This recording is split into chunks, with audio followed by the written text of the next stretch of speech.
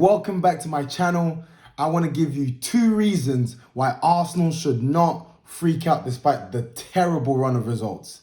So if you want to know 2 reasons why Arsenal fans should not be freaking out, you definitely want to watch this video to the end. So Arsenal are now 1 win in 6, right? But honestly, if you're an Arsenal fan, I want to give you genuine reasons why you shouldn't freak out. So reason number 1. Maybe it's time to accept that Arsenal actually aren't that great a team.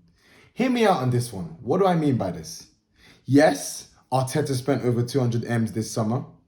Yes, we broke our transfer record twice, right? To buy Havertz and then to buy... we broke our transfer record once to buy Declan Rice. Yes, we were ridiculously good last season and everyone was expecting us to push on this season, right? But if you actually drill down into Arsenal as a team and actually look at our squad, actually look at our players, you'll see, has there been an improvement in Arsenal?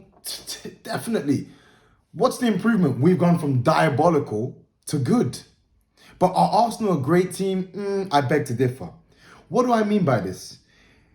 Who are the teams on top of us now? Barring Villa, who are just having a phenomenal season and who I absolutely 100% believe will not finish above us, right? I think Liverpool and Man City, they're just better teams than Arsenal. Now, is that reason for Arsenal to have been as bad or has been as weak source as we've been the past 6 games? No, it's not. It's not reason. It's not an excuse. However, if you deep it, the Premier League is a very, very competitive league, right? It's a tough league where, as we see, anyone can beat anyone. It doesn't really matter what ground you're playing at. We see shocks like pretty much every other week, right? But the point I'm trying to make here is if you actually look at Arsenal's competition this season, right? City are the best team in the world.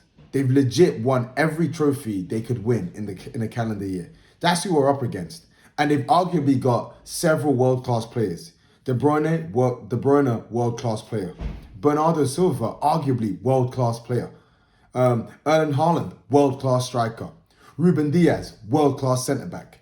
John Stones, arguably world-class centre-back. Carl Walker, world-class right-back. Like Edison, not world-class, but he's just a level underneath world-class as a keeper, right?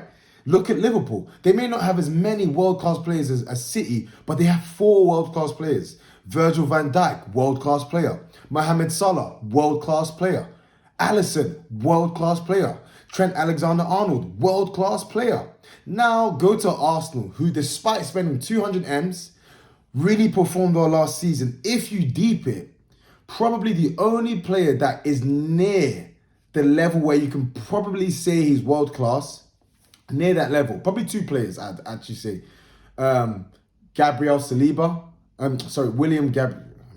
William Saliba and Gabriel.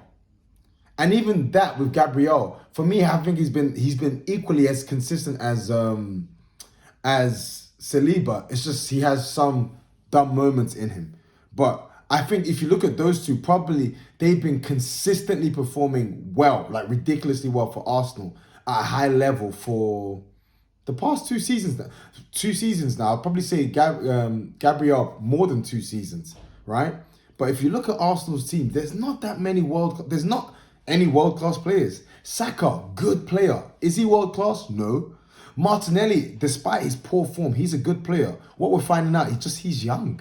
He's young. He's going to burn out. What do you expect when you've got a guy you've got a young player who clearly has tons to develop in and you keep playing him week in, week out? So if you actually compare Arsenal to Liverpool, to Man City, we do not have any world-class players.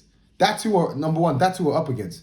Maybe it's time just to accept that we're not that great a team. We're a decent team, we've become a good side, but we're not that great a team.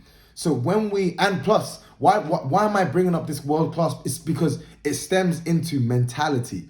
Arsenal players don't have a world class mentality. World class players don't just bring in the performances. They bring an elite mentality, a winning mentality.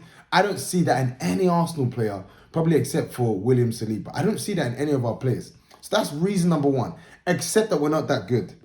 Reason number 2, accept that our manager is not that good a coach. Now, am I saying he's bad? No, I'm not. Am I saying he should go? I don't think Arteta should go. Even if we don't win the league this season, I don't think, even if we end trophy, I don't think Arteta should go. I think he should be given a bit more time because he's a young coach, he's still developing. But, like, Arteta has deficiencies. And I think I want to highlight some of them. Number one, I think he's a horrible, I respect him for some things he's done for the team. But he's a horrible man manager. Horrible man manager.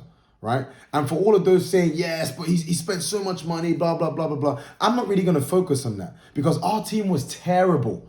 Like, how terrible was our team? How many players have we had to just rip up their contracts because we legit could not find a buyer for them on the wages they were? Socrates, Kolasinac, Mustafi, Ozil, just so many poor players, just tons of them, right?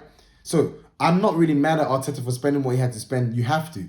Like I said, all of the Liverpool and City have world-class players. We do not, right? But the thing is, for all of that spending, Arteta's man management is so poor. What do I mean by this? Like, bro, like you nearly won the title last season, right? And it was clear what the team needed.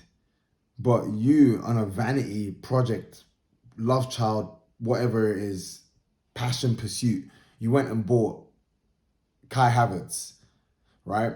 And fair enough, we're going to get behind you because obviously you're a manager that you got a second and whatnot. But why I say he's a poor man manager is because he says stuff about other players and gives weird excuses as to why they can't play. But those excuses, he doesn't apply to his favourites. What do I mean by this? ESR can't buy minutes. Trossard hasn't been the best this season, but he's one of our best finishers and definitely offers more in terms of GNA than a lot of our attackers at the moment. And my man plays bench. But Saka consistently gets a free run at the team when he's tired, right? When he's tired, when it's clear he's out of form, you will still run him into the ground. Like, why, bro? Why? And you can't even say, oh, yeah, like, oh, he doesn't trust these other players. Reports say, oh, yeah, Arteta doesn't trust them. Don't give me that rubbish because you're saying here how you got a good squad, how you're happy with your team, how you're happy with these players, how you can't ask for more. But then when it comes time to actually rotate the team, you don't do it. And this is something that has consistently cost us the past 3 seasons. You do not rotate Martinelli and Saka.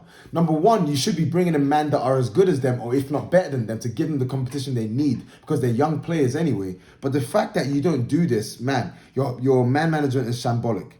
Add to that, this whole Ramsdale Raya fiasco. Now, I'm not trying to say this, oh, Ramsdale was this amazing keeper. I don't agree with what his dad did and trying to like be crybaby and whatnot. I don't really mess with that sort of stuff. However, you can't give a man a new bumper contract, long term, feign as if you're going to be a number one, and then deceitfully go buy Raya. And then say, oh yeah, they're going to be 2 number ones, and then you drop him, and he's clearly number 2. Like your actions are contradicting what you say, and that for me as a Christian, that's a big no-no because what that is, it smacks of a lack of integrity, and this is actually a red flag that I want to highlight in Arteta. Like, give him time. I'm willing to give him time, but I don't like that quality. I don't like that quality in him, and I don't like that quality. Period. You can't be lying. Like, you can't say one thing about one player and then not apply it to another player. Like, bro, you're clearly lying. And it actually reminds me of a scripture in the Bible. The Bible says in Proverbs 10:9, it says, whoever walks with integrity walks securely. But whoever takes crooked paths, aka who's deceitful and lies, will be found out. And you, Mikel Arteta, are being found out because of your lack of integrity. Right? This is not a quality you want to have as a man, period. So if you're someone watching this and you struggle with your ethics matching your actions, you have an integrity issue. Don't be like Mikel Arteta. Right? So if we look at these 2 reasons, right? Arsenal aren't that great a team, but they're a decent team. And accepting that Arteta is actually not a great coach yet. He's not a world-class coach yet, and he needs to work on a lot of areas, right? Compared to the likes of Klopp and Pep, who are world-class coaches. Is it really logical to like get so upset and be so uptight about Arsenal? I think it's quite illogical. We're just not that good a team. I think fans just need to accept that like this expectation of us to win the league and whatnot, it's a hope. It's not an expectation. nor is it an entitlement. We are up against two teams who are better than us, right? And our managers made poor transfer decisions. And plus our players, or most of them, if not 90% of them, have a losers and a weak mentality. So I think for Arsenal fans, you guys, I'm sorry guys, you just gotta be humble. You just gotta be humble. If you're humble, if you accept that Arsenal are just pants, you'll save yourself the heartache. Anyways, guys, thank you so much for listening. Those are my reasons as to why Arsenal fans shouldn't freak out yet. It's good to be back. Drop any sort of comments as to extra reasons why you think we shouldn't freak out. Drop any sort of comments. Tell me what you think. Am I fair in what I'm saying that Arsenal don't have any world class players? Do you think I'm being harsh on Arteta? Do you think I'm being too lenient? Please drop comments and let me know what you think. Anyways, guys, take care. All the best.